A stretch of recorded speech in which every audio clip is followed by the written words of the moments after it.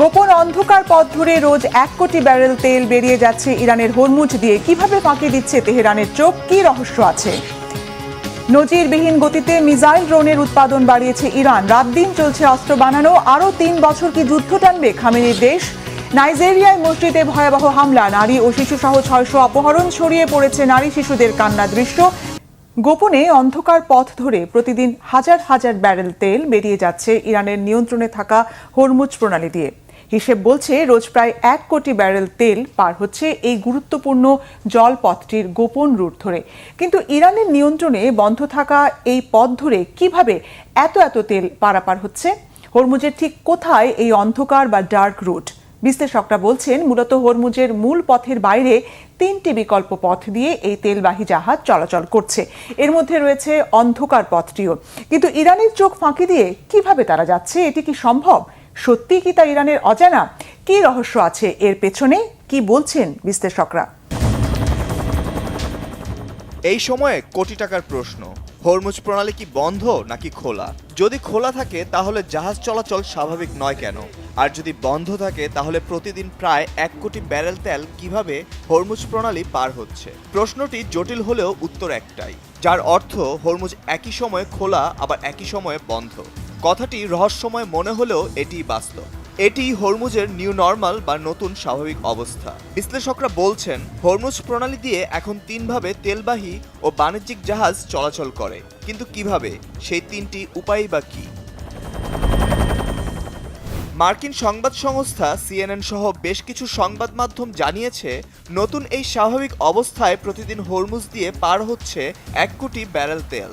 যুদ্ধের আগে একই সময়ে যেখানে পার হতো দ্বিগুণ বা 2 কোটি ব্যারেল তেল। ইরান ও আমেরিকার যুদ্ধ শুরুর পর ইরান মাইন পেতে রাখায় ও নৌপথটি অবরুদ্ধ করায় পুরোপুরি অচল হয়ে পড়ে হরমুজ প্রণালীর চিরাচরিত রুট। তবে এই পরিস্থিতির মাঝেই একেবারে বন্ধ হয়ে যায়নি জাহাজ চলাচল। ব্রিটিশ মেরিটাইমের হিসাবে মার্চ থেকে এখন পর্যন্ত 3,500-এর বেশি জাহাজে করে রপ্তানি করা হয়েছে 15 মিলিয়ন ব্যারেল তেল।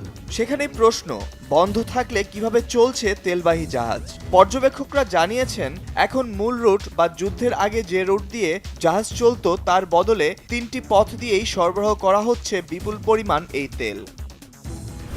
প্রথমত, ইরান নির্ধারিত পথ, যেখানে ইরানি জলসীমা দিয়ে খামেনির দেশকে টুল দিয়ে পার হতে হয় জাহাজগুলোকে। দ্বিতীয়ত, ওমান নির্ধারিত পথ, যেখানে ওমানের জলসীমা দিয়ে জাহাজ পারাপার করতে পারে। তৃতীয় এবং বলা হচ্ছে সবচেয়ে আলোচিত ও ব্যবহার করা পথ, গোপন বা ডার্ক রুট। তবে এ পথ কার নিয়ন্ত্রণে বা কিভাবে কাজ করছে এ বিষয়ে কোনো স্পষ্ট ব্যাখ্যা পাওয়া যায়নি। গেল 6 মাসে এই ডার্ক রুট ব্যবহার করে যাতায়াত করেছে প্রায় 1600 জ্বালানিবাহী জাহাজ, আর ইরান নির্ধারিত পথ দিয়ে পার হয়েছে প্রায় 1400 জাহাজ।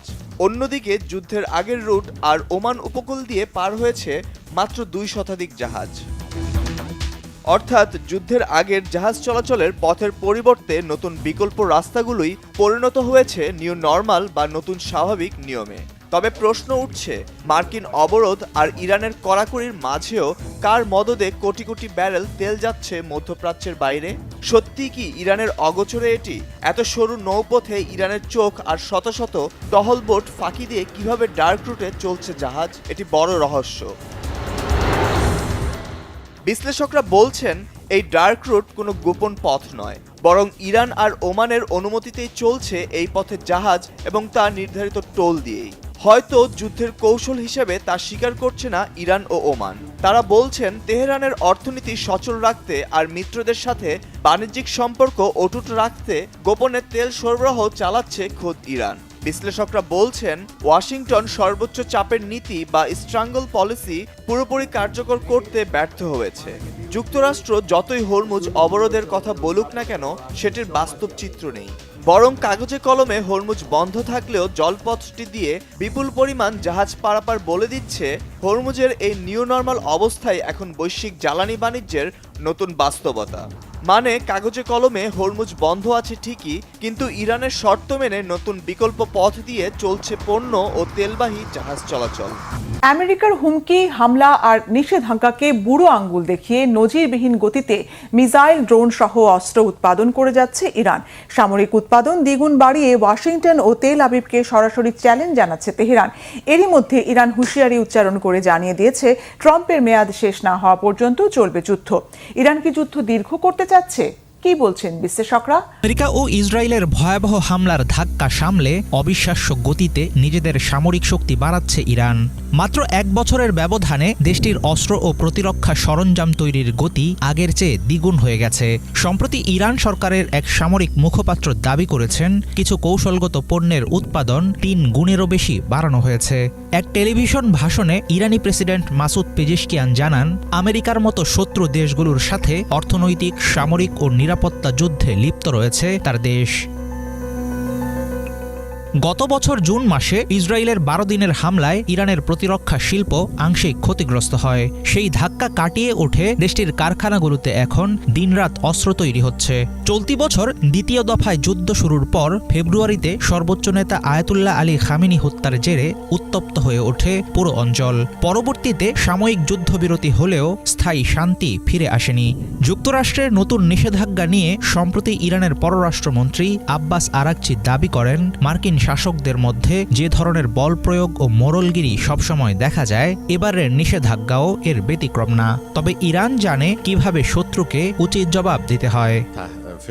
এটি সেই পুরনো ও একই নাটকের পুনরাবৃত্তি। ওবামা প্রশাসনের সময় চাপানো চরম অর্থনৈতিক নিষেধাজ্ঞা থেকে শুরু করে ট্রাম্পের প্রথম মেয়াদের সর্বোচ্চ চাপ সৃষ্টির নীতি, আর এখনকার এই নতুন নিষেধাজ্ঞা, সবই ভিন্ন ভিন্ন নামে আনা হয়েছে, কিন্তু এর মূল উদ্দেশ্য একই। সোজা কথায় এটি সেই একই সিনেমা যা তারা বারবার চালিয়ে যাচ্ছে। আমাদের এই সিনেমা খুব ভালো করেই জানা আছে, তাই এটি কিভাবে সামলাতে হয় এবং এর জবাব কিভাবে দিতে হয় তাও আমাদের জানা। সম্প্রতি তেহরানের সঙ্গে ওয়াশিংটনের নির্ধারিত সময়ের আলোচনা কোনো চুক্তি ছাড়াই শেষ হয়েছে। এর মধ্যেই যুক্তরাষ্ট্র নতুন করে ইরানের উপর আরোপ করছে আরেক দফা কঠোর অর্থনৈতিক নিষেধাজ্ঞা। তবে এসব মার্কিন কৌশলকে নাটক বলে উড়িয়ে দিয়েছেন ইরানি পররাষ্ট্রমন্ত্রী। সামরিক হুমকির পথ বাদ দিয়ে যুক্তরাষ্ট্রের পুরনো কৌশলে ফিরে আসা এটাই প্রমাণ করে যে তারা সত্যি হতাশাগ্রস্ত। মহান ইরানি জাতির সামনে ওয়াশিংটনের আর কোনো পথ খোলা নেই। সে কারণেই তারা বারবার পুরনো কৌশল সামনে নিয়ে আসছে। মার্কিন সরকারকে বুঝতে হবে, ইরানের জনগণের সাথে সম্মানজনক আলোচনা এবং ন্যায় বিচার ও মর্যাদার ভিত্তিতে সমাধান খোঁজা ছাড়া অন্য কোনো বিকল্প নেই। এসব পুরনো নাটক বাদ দিয়ে পরীক্ষিত পথেই ফিরতে হবে তাদের, কারণ ইরানি জাতি শুধুমাত্র সম্মান আর মর্যাদার ভাষাতেই উত্তর দিতে জানে। স্থায়ী শান্তি চুক্তি নিয়ে সম্ভাবনার অনিশ্চয়তায় লাফিয়ে বাড়ছে মধ্যপ্রাচ্যের উত্তেজনা। এমন পরিস্থিতিতে নিজেদের প্রতিরোধের দেয়াল আরও মজবুত করছে ইরান। সেক্ষেত্রে চলমান সংঘাত ছড়িয়ে পড়বে দীর্ঘমেয়াদে, এমন আশঙ্কা বিশ্লেষকদের। এদিকে যুক্তরাষ্ট্রের নিষেধাজ্ঞা আর অর্থনৈতিক চাপের মধ্যেই দক্ষিণ ইরানে আবিষ্কার হয়েছে নতুন গ্যাস ফিল্ড। নতুন এই গ্যাস ফিল্ডে প্রায় 7.5 ট্রিলিয়ন ঘনফুট গ্যাস মজুদ আছে। এদিকে সোমবার ইরানের উপর দেয়া আমেরিকার নতুন অর্থনৈতিক নিষেধাজ্ঞার জবাবে কড়া পদক্ষেপের ঘোষণা দিয়েছে তেহরান।